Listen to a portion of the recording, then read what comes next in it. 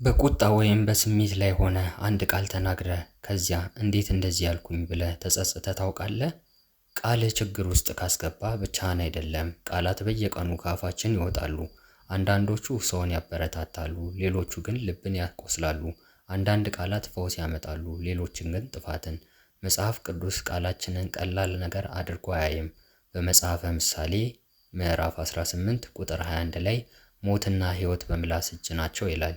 ይህ ማለት እያንዳንዱ ቃል፣ እያንዳንዱ አስተያየት፣ እያንዳንዱ ምላሽ ክብደት አለው ማለት ነው። እኛ ከምናስበው በላይ። ነገር ግን እውነቱ ይህ ነው። ክርስቲያኖች እንኳን ምላሳችንን ለመቆጣጠር እንታገላለን። ግን ሐሜት እንናገራለን፣ እንቆጣለን፣ አንዳንድ ጊዜም በማህበራዊ ሚዲያ ክርስቶስን የማያሳይ ነገር እንለጥፋለን።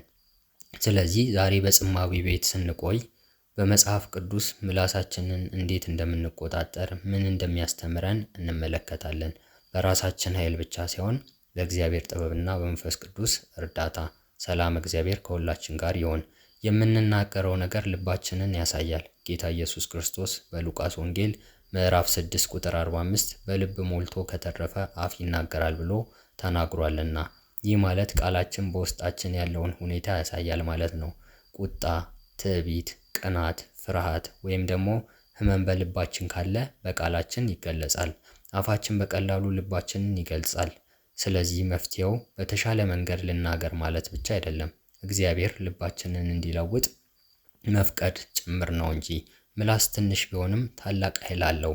በያዕቆብ መልእክት ላይ ምዕራፍ 3 ላይ ምላስን በፈረስ አፍ ውስጥ ካለው ልጓም፣ በመርከብ ላይ ካለው መሪ እና ታላቅ ደንን ሊያቃጥል ከሚችል ትንሽ እሳት ጋር ያነጻጽረዋል።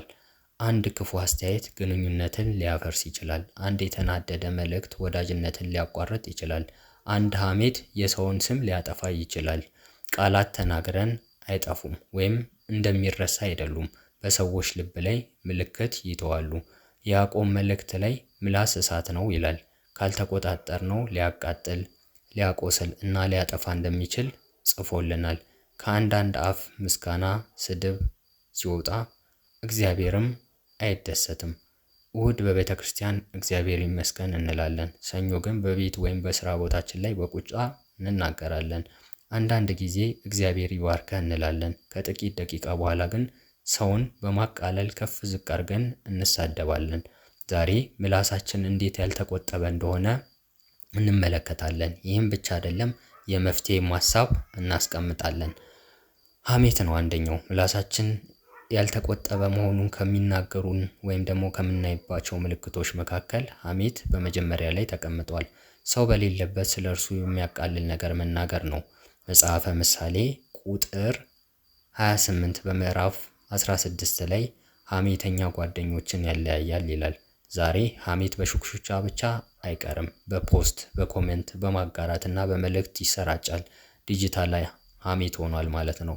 ቅሬታና አሉታዊ ንግግር ነው። በፊልጵስዩስ መልእክት ምዕራፍ 2 ቁጥር 14 ላይ ያለማጉረምረም ሁሉን አድርጉ ይላል። ምክንያቱም ቅሬታ መንፈስን ያጨልማልና።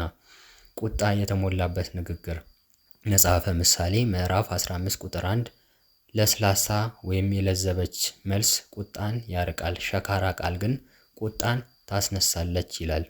ድምፅህ ጦርነትን ሊያበረታታ ወይም ሊያረጋጋ ስለሚችል። ሳናስብ የምንናገረው ብዙ ሰዎችን ቃሉን ከተናገሩ በኋላ ይጸጸታሉ። መጽሐፍ ቅዱስ ግን ከመናገር በፊት እንድናስብ ያስተምረናል። ብዙ ጊዜ በራሳችን ኃይል ምላሳችንን ለመቆጣጠር እንሞክራለን። ዛሬ አልቆጣም፣ ሐሜት አልናገርም እንላለን። ግን ትንሽ ነገር ብቻ ያነሳሳናል። የያዕቆብ መልእክት ምዕራፍ 3 ቁጥር 8 ላይ ማንም ሰው ምላሱን ሊገዛ አይችልም ይላል። ይህ ማለት ያለ እግዚአብሔር እርዳታ አንችልም ማለት ነው። ልባችንን ካልጠበቅን በውስጣችን ያለው በቃላችን ይፈሳልና። ቁጣ፣ ቅናት፣ ትዕቢትና ክፉ ነገር ልባችንን ከሞሉ አፋችን ያንኑ ያወጣል፣ ይናገራል ማለት ነው።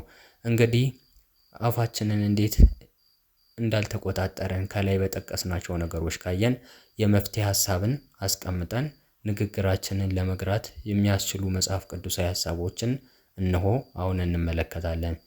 እንግዲህ ምላሳችንን እንዴት እንቆጣጠር? ይህ የሁላችንም ጥያቄ ነው። መጀመሪያ እግዚአብሔር ልብን እንዲለውጥ መጸለይ። መዝሙረኛው ዳዊት እንዲህ ብሎ እንደጸለየ አቤቱ ንጹሕ ልብን ፍጠርልኝ፣ ቀናውን መንፈስ በውስጤ አድስ ብሎ እንደጸለየ። ሁለተኛ መጽሐፍ ቅዱስ ወይም መንፈስ ቅዱስ ሕይወታችንን እንዲመራ መፍቀድ። ፍቅር፣ ትዕግስት፣ ቸርነት፣ ራስን መግዛት እነዚህ በንግግርም ላይ ይታያሉ። ሶስተኛው ሕይወት የሚሰጥ ቃል መናገር፣ ሰዎችን ማበረታታት፣ ተስፋ መስጠት፣ ሰላምን ማምጣት። አራተኛ ከመናገር በፊት ቆም ብለን ማሰብ። ያዕቆብ መልእክት በምዕራፍ 1 ቁጥር 19 ላይ ለመስማት የፈጠነ ለመናገር የዘገየን እንድንሆን አስተምሯልና። ከመመለስ በፊት ራስህን ጠይቅ። ይህ ቃል ፍቅር አለው? ጠቃሚ ነው? ክርስቶስን ያሳያል ወይስ ሰዎችን ይሰብራል? አምስተኛ ሰው ከማሸነፍ ይልቅ ሰላምን መምረጥ፣ እውነትን በፍቅር መናገር። ስድስተኛ ሐሜትን እምቢ በል። ሰው ሌላ ሰው ሲያቃልልልህ እንዲህ በል፣ ስለ እርሱ እንዲህ ማውራት አልፈልግም። ሰባተኛ ልብህን በእግዚአብሔር ቃል ሙላ፣ በውስጥም የሞላው በአፍህ ይወጣልና። ስምንተኛ ዝምታን እንደ መንፈሳዊ ጥበብ መማር። አንዳንድ ጊዜ ዝምታ ድካም ብቻ ላይሆን ይችላል፣ ጥበብ ሊሆንም የሚችልበት ጊዜያቶች ስላሉ። ዘጠነኛ በስህተት ጊዜ ይቅርታ መጠየቅ። ይቅርታ ያልኩት ነገር ትክክል አልነበረም የሚለው ቃል ብዙ ግንኙነቶችን ያድሳል ይጠግናልና። ምላስን ስንቆጣጠር ግንኙነታችን ይጠነክራሉ፣ ቤታችን ሰላማዊ ይሆናል፣ ልባችን ደስታን ይሞላል። በመጽሐፈ ምሳሌ ምዕራፍ 12 ቁጥር 18 ላይ የጠቢብ ምላስ ፈውስን ያመጣል ይላል። ሰዎች የሚፈውስ ቃል የምንናገር ከሆነ ሰው መሆናችንን በዛ እናሳያለን ማለት ነው። ጌታ ኢየሱስ ክርስቶስ ሲሰደብ አልሰደበም፣ ሲከሰስ በቁጣ አልመለሰም፣ በፍቅር በጥበብና በእውነት ተናገረ እንጂ። እኛም እርሱን ከተከተልን ቃላችን ክርስቶስን ያንጸባርቃል። ምላስ ሕይወትን ሊሰጥ ይችላል፣ ጥፋትንም ሊያመጣ ይችላል።